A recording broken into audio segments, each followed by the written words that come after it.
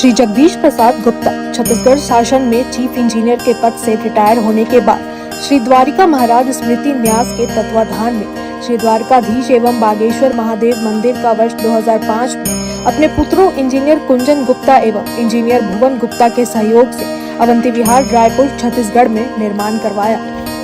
श्रीमद् भागवत कथा, राम कथा, गीता तत्व, वेदांत आदि के तात्पर्य को व्यासपीठ से कहने के कारण संतों द्वारा इन्हें आचार्य श्री जगदीश भी कहा जाता है। अपना संपूर्ण जीवन परमात्मा की सेवा में दिया। उन्होंने परमात्मा भगवान श्री द्वारिकाधीश के दिव्य गुणों और कर्मों को लेकर अभी तक 15 ग्रंथ लिखे हैं, जिन ग्रंथों को भारतवर्ष के जगत गुरु और महापुरुष संतों के द्वारा आशीर्वाद प्राप्त हुआ है। उनके ग्रंथ श्री राम कथा अमृत से अनमोल का उद्बोधन आप सुन रहे हैं। उनके इस ग्रंथ में 7 विचार हैं। उसमें से पंचम विचार हनुमंत चरित्र का उद्बोधन सुन रहे हैं आप। हरि ओम।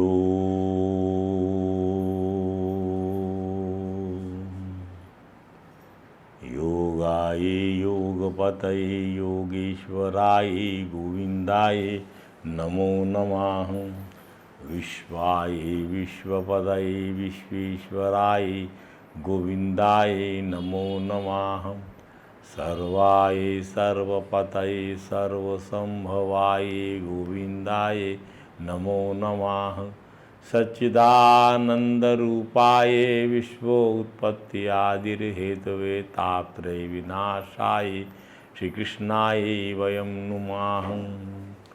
ओम रामाय रामचंद्राय रामभद्राय वेदसे रघुनाथाय नाथाय सीतायापतये नमः। रामं रामानुजं सीतां भरतं भरतानुजं सुग्रीवं वायुसूनं प्रणमामि मुहुः।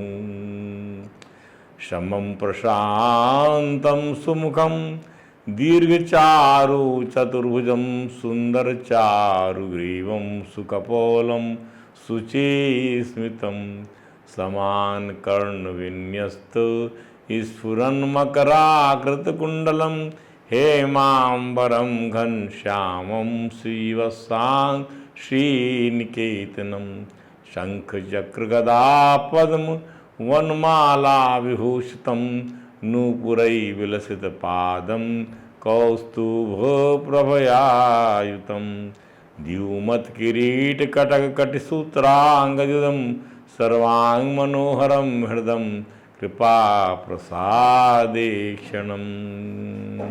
सुकुमारम् अभिध्यायेत् सर्वांगेषु मनोदधत्। हरे राम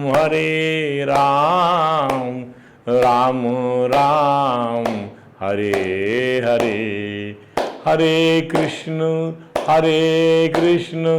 कृष्ण कृष्ण हरे हरे, हरे राम राम राम हरे हरे। बोलिए परात्पर परब्रह्म त्रिलोकीनाथ भक्तवांछा कल्पतरु भक्त वत्सल कृपण वत्सल शरणागत वत्सल भगवान श्री द्वारकाधीश महाराज की जय। भगवान श्री बांके बिहारी लाल की जय। भगवान श्री रास बिहारी लाल की जय। भगवान श्री राधा दामोदर नाथ की जय। भगवान श्री राधा कृष्ण सरकार की जय। श्री सद्गुरु भगवान की जय। समस्त गुरु भगवान की जय। श्री चैतन्य महाप्रभु जी महाराज की जय। देवर्षि नारद जी महाराज की जय। भगवान श्री व्यास जी महाराज की जय। परम भागवत भगवान श्री सुखदेव जी महाराज की जय। जय श्री राधे, जय जय श्री श्याम। आइए, हमारा जो ग्रंथ है श्री राम कथा अमृत से अनमोल के पंचम विचार हनुमंत चरित्र पर हम विचार कर रहे हैं।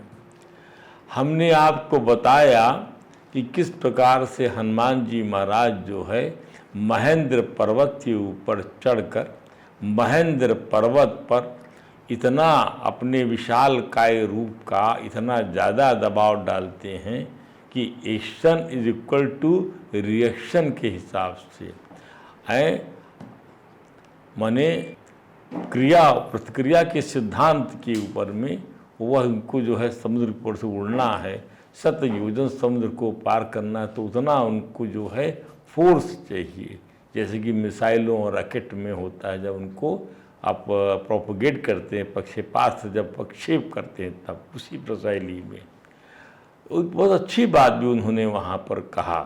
वे जो है सभी वानर शिरोमणि जो उनको उनके साथ जो जल आया था दक्षिण दिशा में जाने के लिए, अंगद, नल, नील, जामवन जी, उनको जो कहते वो बात हमने आपको बताया, वो बात हमको अभी तक अच्छी लग रही है। वो बात क्या है कि जैसे रघुनाथ जी महाराज का छोड़ा हुआ जो बाण है वायु वेग से चलता है, उसी प्रकार मैं रावण द्वारा पालित लंकापुरी में जाऊंगा। माने मेरे को आप उनका बाण समझिए। रघुनाथ जी के बाण की विशेषता केवल रघुनाथ जी जानते हैं। हर चीज़ भगवान की हर चीज़ भगवान की दिव्य है और मन बुद्धि से वह अतीत है उसका वर्णन। इसलिए नहीं दृक्ष्याम यदि ताम लंकायाम जनकायाम, यदि मैं उस लंका में जनक नंदनी को नहीं देखूंगा तो मैं इसी वेग से, राम का बाण है, तो ये जो है सुरालय चला जाऊंगा और वहाँ तो जो है स्वर्ग में भी यदि नहीं मैं, फिर मैं वेग रावण को बांध कर रघुनाथ जी के सामने प्रस्तुत कि हो ना हो यही रावण जो है यही अभियुक्त है सीता जी के अपहरण का, तभी मैं अपने आप को कृतकृत समझूंगा, अन्यथा रावण सहित लंकापुरी को ही उखाड़ कर लाऊंगा। यही बात जो है हर जीव को अपनी भक्ति को प्राप्त करने की दिशा में, परम भक्ति यानी भगवान को साक्षात्कार करने की दिशा में इसी प्रकार के दृढ़ और निश्चयात्मक संकल्प या बुद्धि की आवश्यकता होती है। जब तक ऐसा जीव सोचने में समर्थ नहीं होता, भगवान नज़दीक रहकर भी उससे कोसों दूर रहते हैं। हनुमान जी महाराज चरित्र से बहुत सारी बातें स्थापित होंगी। भरत जी चरित्र से हमने कई बातें स्थापित किया। अब हनुमान जी चरित्र से यदि दोनों चरित्रों को समग्र रूप से आप इसकी विवेचना करके यदि आत्मसात कर लेते हैं, आप इनसे आप गुण ले लेते हैं, तो आप समझ लीजिए आपकी दिव्यता आपके व्यक्तित्व की बड़े दिग्दिगांतर तक स्थित रहेगी। कभी आप अपसेट नहीं होंगे, कभी आप कोई किसी के साथ कोई आपका विवाद हो जाए, कोई बल प्रयोग हो रहा है, वाक प्रयोग हो रहा है, वाक्य प्रयोग हो रहा है, तो उस समय इन्हीं महानुभावों से आपको सीखना रहेगा। आपको परमात्मा से अपने आप को संलिप्त करना होगा। इन लोगों ने अपने आप को विषयों से, पदार्थों संलिप्त नहीं किया।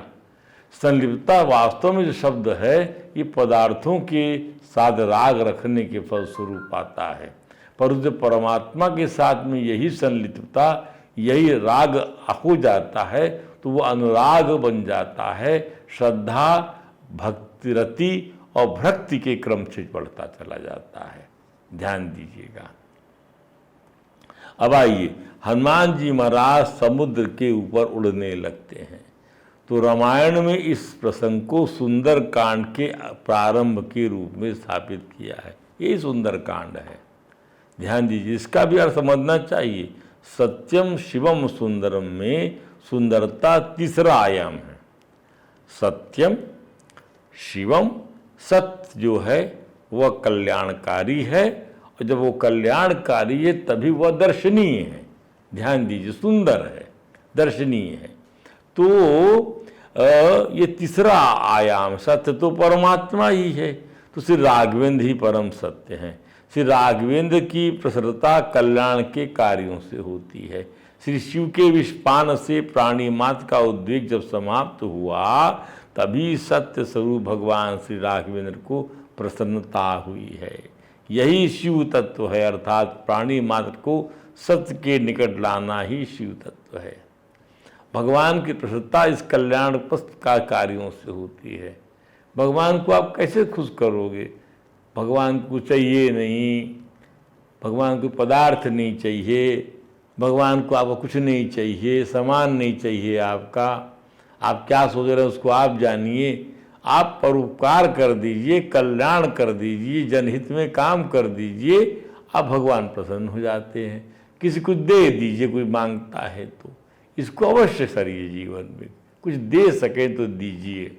देने से प्रभु प्रसन्न हो जाते हैं। वस्तु दीजिए, भाव दीजिए, तन दीजिए, मन दीजिए, धन दीजिए, जो है सब दीजिए, कुछ सेवा दीजिए, लाइक दैट। यही भगवान का यही शिव तत्व है, कल्याण। प्रसन्नता की अभिव्यक्ति ही सुंदर नामक तत्व है। प्रसन्नता की अभिव्यक्ति, प्रसन्नता प्राप्त हो रही है, यही सुंदरता, सुंदर नामक तत्व यही है। इस प्रकार प्रसन्नता की अभिव्यक्ति ही सुंदर नामक तत्व है। और सत्यम शिवम सुंदरम के पश्चात आनंद उत्सव श्री गणेश है। श्री सीता जी अभी मिली नहीं है, रावण अभी मरा नहीं है, पर दिशा में बड़ी कठिनाइयों को पार कर लिया गया है, इसलिए यह प्रसंग सुंदर है। अभी सीता जी मिली नहीं है, परम भक्ति मिली नहीं है, रावण मरा नहीं है, लेकिन यह प्रसंग बड़ा सुंदर, अनेक कठिनाइयों को पार कर लिया। कौन सी कठिनाइयों को पार कर लिया गया, जरा विचार कर लिए। पता लग गया, भगवान मारे मारे वन में फिर रहे थे, लोगों से पूछ रहे थे किसी ने मेरी सीता को देखा है क्या।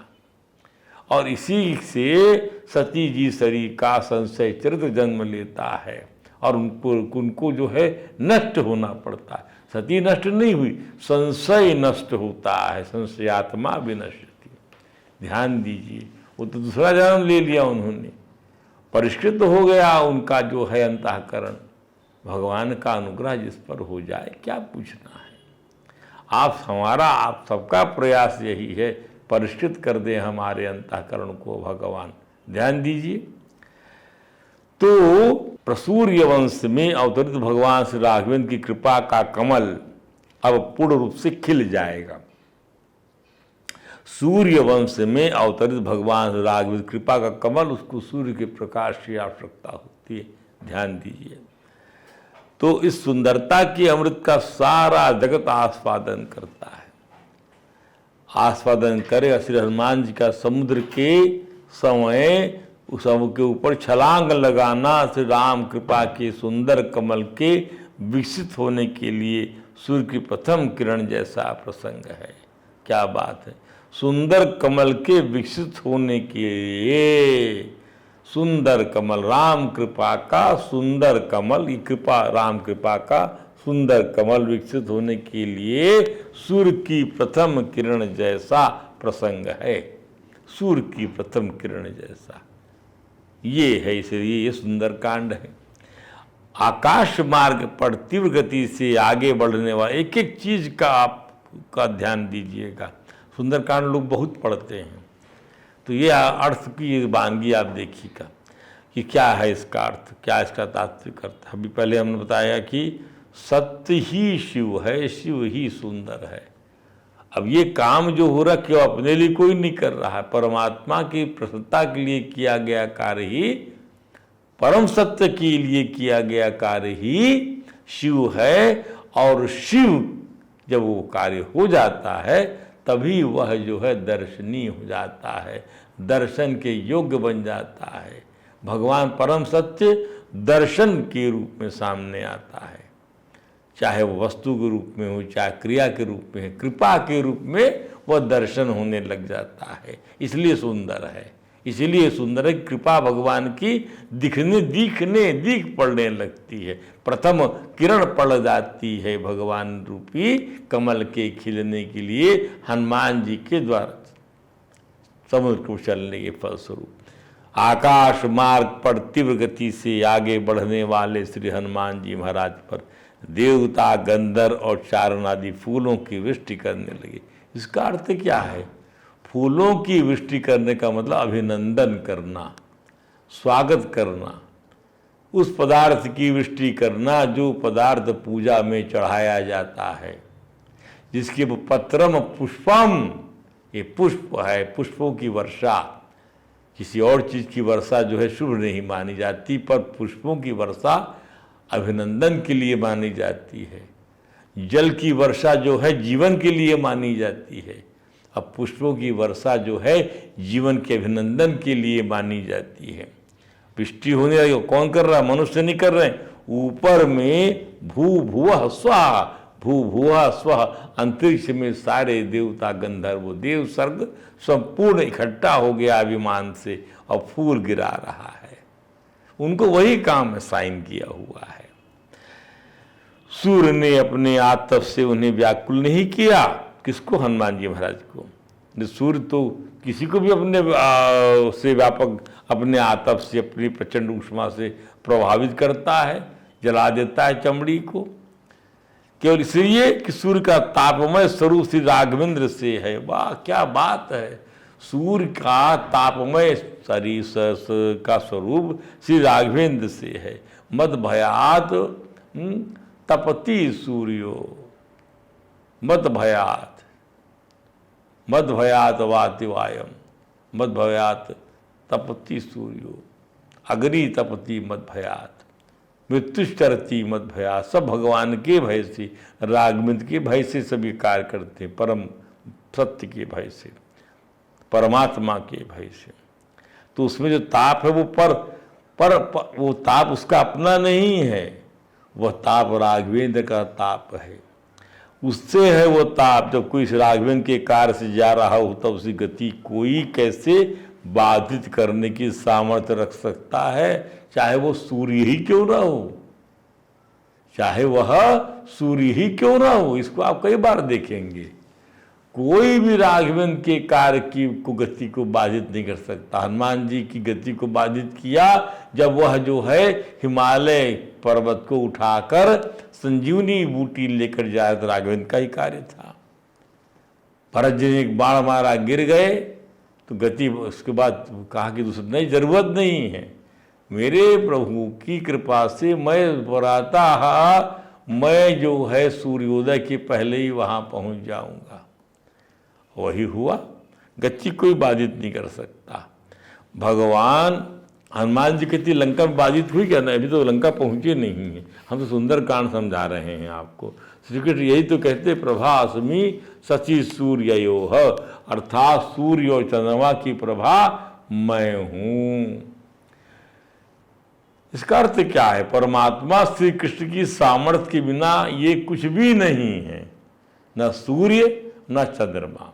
ये परमात्मा से भयभीत रहते हैं, इसलिए वायु देवता तथा सूर्य देवता सभी देवगण भी श्री हनुमान जी महाराज को सुख पहुंचा रहे हैं कि भगवान के को भाजन न बने, ये भगवान के आदमी हैं। भगवान जो है अपने आदमी का बड़ा ख्याल करते हैं, दुर्वासा की गति सब जानते हैं।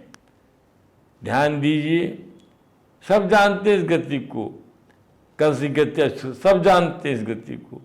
ऋषि मुनि स्तुति गा रहे हैं। क्या आगे लिखा है? गोस्वामी जी ने लिखा है, जुग सहस्त्र योजन पर भानु, लीलोता ही मधुर फल जानू। सहस्त्र योजनों पर स्थित भानु को फल समझ लिया था हनुमान जी महाराज ने अपने बाल्यकाल में। प्रभुद्रिका मेली मुख माही, जलधि लांग गए अचराज नाही। दुर्गम काज जगत के जेते, सुगम अनुग्रह तुम रे ते।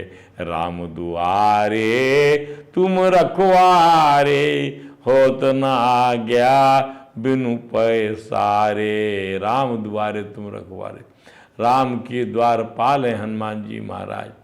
राम का द्वारपाल होना कितने गौरव की बात है।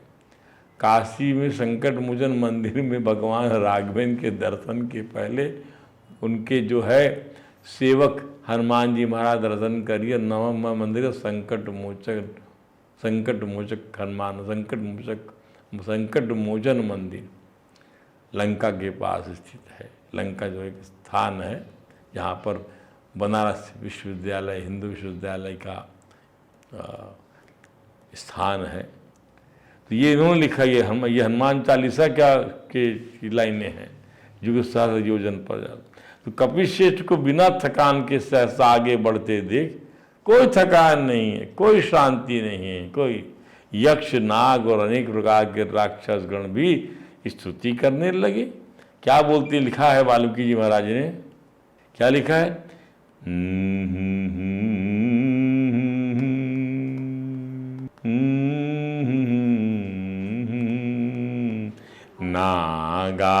नागास्तुष्टो उर्यक्षा तुष्टो यक्षा रक्षांसि विविधानि च प्रेक्ष्य सर्वे कपिवरम सहसा विगत कलक्लमम। रघुवासी राघवेंद्र के कार्य के लिए सूर्य पवन सभी हनुमान जी महाराज को शारीरिक सुख पहुंचा रहे हैं। सभी मनुष्य एवं वंशेतर प्राणी इनका स्तुति गान कर रहे हैं। देखिए, इसी को समझ लिए, जिस दिन आपने इसको समझ लिया, ये आत्मज्ञ अरिचेत भूत,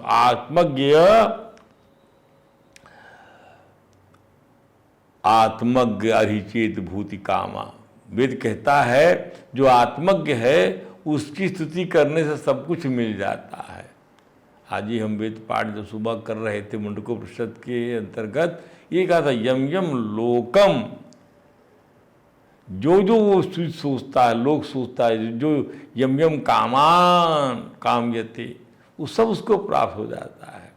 इसलिए जो है उसको जो है आप भजिए। तो हनुमान जी महाराज को भजने से, उनकी सेवा करने से, सेवा ही भजन है, सेवा करने से भगवान प्रसन्न होंगे, सब कुछ उनको भी प्राप्त हो जाएगा। ये इसका अर्थ है। भगवान की सेवा करने, भगवान के भक्तों की सेवा आपकी भगवान की सेवा के बतौर है, ध्यान दीजिए। ये इसका अर्थ है। तो इसके बाद जो है ये सब लोग सुख पहुंचा रहे हैं। सूर्य पवन सभी हनुमान जी महाराज को शारीरिक सुख पहुंचा रहे, सभी मनुष्य एवं मनुष्येतर प्राणी इनका स्तुति गान कर रहे हैं। तो समुद्र के मन भी श्री हनुमान जी महाराज का अभिनंदन करने का विचार हुआ। सब समुद्र के मन में भी अब सब अभिनंदन कर रहे हैं, तो मैं क्यों चूक जाऊं, मेरे ही ऊपर से जा रहे हैं और मैं ही ना पूजन करूं, मैं ही ना अभिनंदन करूं, तो मुझे धिक्कार है। ऐसा सोच के समुद्र जो है वह इक्ष्वाकु कुल के महाराज, समुद्र को इक्ष्वाकु कुल के महाराज ने बढ़ाया था। इक्ष्वाकु कुल भूषण महाराज सगर के अश्वमेध के घोड़े को दुर्योधन ने छिपा लिया था। तब महाराज सगर ने घोड़ों का पता लगाने के लिए पृथ्वी खुदवाकर समुद्र को बढ़ाया था। इसलिए उस सगर जी महाराज के नाम से इसका नाम सागर पड़ा है। इसी विचार से कृतज्ञता ज्ञापन करने के लिए महाराज सगर के नाम से जाना जाने वाला सागर अपने भीतर स्थित मैनाक पर्वत को आज्ञा देता है कि वो राक्षसों को पाताल से बाहर ना आने देने की इंद्रराज देवराज के द्वारा प्रसारित व्यवस्था के आदेश के अंतर्गत पाताल के दरवाजों को बंद करते बाहर की ओर बढ़े, ताकि हनुमान जी महाराज समुद्र के बीच में अपनी उड़ान बंद कर काफ़ी ऊंचाई तक समुद्र से बाहर निकले हुए मैनाक पर्वत को आसन मानकर विश्राम कर सकें। इसके पीछे समुद्र का यही, इसका समझिए आप लोग, समुद्र के पाताल में रहने वाले राक्षसों के समस्त दरवाजों को बंद कर दिया जाए ताकि वो उनकी गति ऊर्ध्व न हो सके। वह जो है इसको सतुगुणी व्यवस्था को बाधित न कर सके। ध्यान दीजिए, तमोगुणी व्यवस्था सतुगुणी व्यवस्था को बाधित ना कर सके। तो यह आदेश प्रसारित किया किसने? सागर ने, सागर देव ने प्रसारित किया कि भाई मेरे इक्ष्वाकु कुल के महाराज सागर ने बढ़ाया था, खोदा था पृथ्वी को, और जब ध्यान दीजिए गंगा जी को लाया गया तभी जाकर वो जो है सागर जो है उसकी पूर्ति हुई थी। सूख गया था वह घोड़े खोजने की फलस्वरूप। बड़ा अच्छा ये कथा, जो एक दिव्य कथा भागवत जी में आई हुई है, और हमारी पुस्तक श्रीमद् भागवत एवं वेदांत सार खंड 3 में इसका उल्लेख किया गया है। भक्त और भक्तजनों की कथाओं में इसका उल्लेख मिलता है। तो इसका अर्थ ये हुआ कि अपने बनाने वाले का, अपने निर्माण करने वाले का उपकार उसकी अनंत पीढ़ी तक याद रखा जाना चाहिए। जिसने आपको बनाया है, जिसने आपका निर्माण किया है, अनंत पीढ़ी तक, यही भाइयों में भी ये चीज़ देखने में आना चाहिए। जिस किसी के लिए हाथ लगा हो उसको वो निभाए, ये नहीं छोड़, चाहे वो कोई हो। संबंध तहाँ दरकता है जब आपका अच्छा समय रहता है और उनका खराब समय रहता है, आपसे वो उबलाई हो जाते हैं, अब उनका समय भी अच्छा आ जाता है तो आपको जो है भूल जाते हैं, आपको वो जो है पुराने वाले उबलाइज करने वाले को भूल जाते हैं, अपने बच्चों को पर भूल। संसार की रीति यही है, वो नहीं होना चाहिए। भगवान श्री राघवेंद्र इक्ष्वाकु कुलवंश की परंपरा में अवतार धारण करते हैं और यही वह कुल है जिसमें गीता का ज्ञान परंपरा से प्राप्त हुआ था। ध्यान दीजिए, भगवान श्री कृष्ण गीता में यही तो कहा था कि गीता के ज्ञान को इक्ष्वाकु कुल की परंपरा में सर्वप्रथम स्थापित किया गया है। इमं विवस्वतम योगम प्रोक्तवान अहम अव्ययम विवस्वान मनमे प्रा मनु इच्छा कवे अब्रवीत। इमं विवस्वतम योगम मैंने यह जो है अविनाशी योग विवस्वान को कहा था, विवस्वान अपने पुत्र मनु को कहा और मनु ने अपने पुत्र इक्ष्वाकु को कहा। ध्यान दीजिए पूरा प्रसंग, और वो कालांतर में लुप्त हो गया था फिर से। ये इसका अर्थ समझते हैं आप लोग, ज्ञान कालांतर में वैदिक ज्ञान से लुप्त होता चला जाता है, इसको फिर से रिब्रश करना पड़ता, आपको भी करना पड़ता है। इसलिए स्मृति ग्रंथ बने हुए हैं। आप बराबर स्मृति में, अपने अंतःकरण की स्मृतियों में इसको हमेशा चैतन्य रखिए, इसको विलुप्त मत होने दीजिए। ये विलुप्त हुआ और आपका पतन हुआ, निश्चित मानिए आप। ब्रह्मा जी तभी तक सक्रिय रहते हैं जब इस ज्ञान को रखते हैं, और जहाँ वो ज्ञान उनका खत्म हो जाता है, जहाँ मोह पड़ जाते हैं, तो उसके बाद में फिर कोई बचता नहीं है, इसलिए वो भी नष्ट होते हैं। भगवान कृष्ण ने गीता के ज्ञान को इक्ष्वाकु कुल की परंपरा में ही सर्वप्रथम स्थापित किया था। गीता के विनाशी ज्ञान को श्रीमन नारायण ने सूर्यदेव के से कहा, सूर्यदेव ने अपने बाद अपने पुत्र वैवस्वत मनु को कहा। इसके बाद वैवस्वत मनु ने गीता के अविनाशी ज्ञान को अपने पुत्र इक्ष्वाकु को कहा था। इक्ष्वाकु कुल में ही जन्म लिए महाराज सगर ने पृथ्वी को खोदकर समुद्र को बढ़ाया था, इसलिए इसका नाम सगर द्वारा निर्मित होने से सागर हुआ। इसलिए सागर सूर्यवंशी भगवान राघवेंद्र को कृतांजलि देने के लिए मैनाक पर्वत रूपी आसन हनुमान जी महाराज को प्रस्तुत करते हैं। मैनाक पर्वत रूपी स्वर्ण का समुद्र, स्वर्ण का पर्वत निकल आया समुद्र के भीतर से, इसको समझिए। मैनाक पर्वत जो था वो स्वर्णिम था, जो स्वर्ण का आसन प्रदान किया जा रहा था हनुमान जी महाराज को। इससे बढ़कर क्या होगा, किसको मिलता स्वर्ण का, इतना बड़ा स्वर्ण का सिंहासन और इतना उच्च सिंहासन, इतना उच्च पद। लेकिन हनुमान जी ने क्या जवाब, देखिए, वो तनिक बैठ कर विश्राम कर लें, भूख प्यास मिटा लें, थोड़ा दम ले ले, पूरा सामान लेकर आया था, सत्कार सम्मान की विशिष्ट व्यवस्था किया था समुद्रदेव ने, लेकिन विशिष्ट अस्वीकार कर दिया विनम्रता से हनुमान जी महाराज ने। इस प्रकार उन्होंने राम कार्य की प्राथमिकता की, स्वीकार्यता को ही वरीयता प्रदान किया।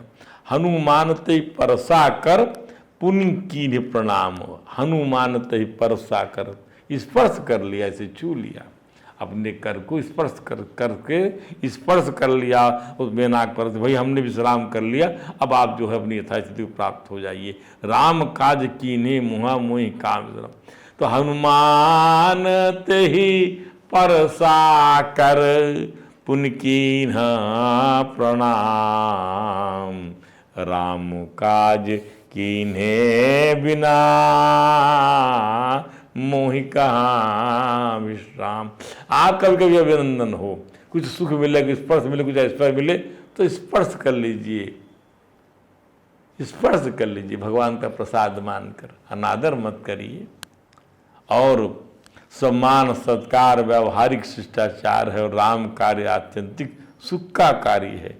सम्मान क्या है, सत्कार सम्मान व्यवहारिक शिष्टाचार है, और राम कार्य आत्यंतिक सुख का कार्य है। अंतर दोनों में ना, आत्यंतिक सुख का उस वक्त दुख नहीं मिलता, इसलिए आत्यंतिक विशेषण लगाया जाता सुख के साथ में, आत्यंतिक सुख। इससे ज़्यादा इसके बाद कोई लिमिट नहीं है। ये इसके बाद नो लिमिट, लिमिटेड, अनंत सीमा, अनंत मात्रा का बोलते हैं जगत कृपालु जी, अनंत मात्रा का सुख। और स्वरूप बोध का कार्य है, परम भक्ति का लाभ लेने का कार्य है ये। यही तो प्राणी मात्र का एकमात्र लक्ष्य होना चाहिए। हनुमान जी महाराज का यह चरित्र अत्यंत ही प्रेरणादायक है। इसके बाद देवताओं ने हनुमान जी की परीक्षा लेने का निश्चय किया। परीक्षा देनी पड़ती है, भक्तों की परीक्षा होती है। वो निश्चय किया, क्यों परीक्षा ले रहे हैं? भक्तों को देना ही पड़ता है परीक्षा। ध्यान दीजिए, परीक्षा भगवान के भक्तों को देनी ही पड़ती है, निशाचरों के लिए कोई परीक्षा नहीं होती। इसका अभिप्राय क्या है? सारे देवता राक्षस राज रावण से भयभीत हैं। राक्षस राज ने सभी देव कार्यों को तिरस्कृत कर रखा है। ये सभी सारे देव कार्य जो है ना, उसको तिरस्कृत कर रखा है, हिकारत करता है, उनको निंदा करता, मानगित कर रखा है सारे देव कार्यों को। सतोगुण जो है पैरों के नीचे तमोगुण के है। ध्यान दीजिए, देवता त्रस्त होकर राघवेंद्र श्री राम के पास ब्रह्मा जी और शंकर जी के साथ अपनी त्रासदी बताने पहुँचे थे। तभी भगवान श्री हरि ने अपने अवतार लेने की बात देवताओं को बताकर आश्वस्त कर दिया था। देवतागण ठाकुर जी के अवतरण में और उनके दिव्य क्रियाकलापों में, उनकी लीलाओं में सहयोग करने के लिए बड़े बड़े वानर बनकर धरा पर आए थे। इन सब सत्य के बाद हनुमान जी की बुद्धि की विशेष परीक्षा लेना ऐसा ही है जैसे सब जानकर कोई ऐसी दिव्य आत्मा का यश अभिवर्धन करना चाहे, और यश बढ़ता है। एक व्यक्ति, एक विद्यार्थी जो ऑलरेडी सब गुण में माहिर है, उसकी और परीक्षा लोगे तो उसका यश ही बढ़ेगा, कोई अपयश नहीं होता। देवताओं ने सुरसा नामक सर्पों की माता को हनुमान जी के मार्ग में समुद्र के भीतर से बाहर आकर उनका मार्ग अवरुद्ध करने के लिए प्रेरित किया। नाग माता सुरसा ने कहा क्या कि आजू दी सुरना मोही दीन आहारा, सुनत बचन कहा पावन कुमारा, राम काज फरी फिर मैं आवूँ, सीता कई सुधि प्रभु ही सुनाऊँ। हे दाई, मैं तुला सुना हूँ, मैं राम के काज लग करके आ जाऊँ, ओकरे बाद में जो है प्रभु ला सुना दो, मैं सीता के सुधीला आए आज फिर उसके बाद में तय मुला खा ले दाई, इसी करके। इस भाषा में भी देखो, उसका रस देखिए आप, छत्तीसगढ़ की भाषा में, अवध की भाषा में भी कहा क्या, अरे मैं आ जाई हूँ तो तय मुझे खा लिए दाई, ये मैया तब मुझे खा लिए। सुरन की माता को कहा, आज सुरन मोहि दीन आहारा, नाग माता सुरसा से कहा है, सुरसा तुझे कहा भी देवताओं ने मुझे आहार दिया है देवताओं ने, आज मैं खाना चाहूंगी, बानर तो है। हनुमान जी ने सुन लिया सुरसा देवताओं के पास से उन्हें अपना ग्रास, अपना भोजन मान रही है। आज पूरन मोहि दीन आहारा, सुनत बचन, ये वचन सुना जब सुरसा के मुख से, उसके विशाल काय मुख से, कि वहां तक बात पहुंच गई उनके कर्ण में।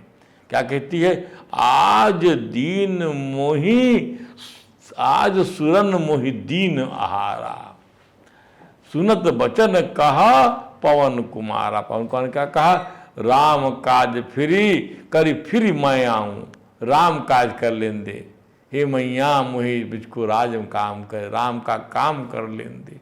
इसका अर्थ क्या है? इसका अर्थ क्या है? सर्वोच्च प्रायोरिटी यदि किसी जीव को देना है तो भगवान के कार्य के लिए। भगवान का कार्य क्या है? कल्याण।